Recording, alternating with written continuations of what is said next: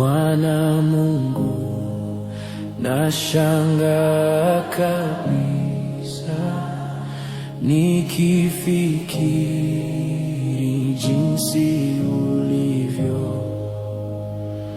nyota, ngurumo, vitu vyote pia viumbavyo kwa uwezo wako.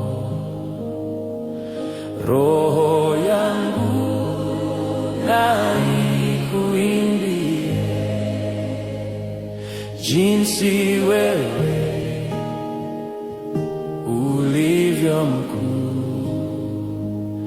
Roho yangu na ikuimbie jinsi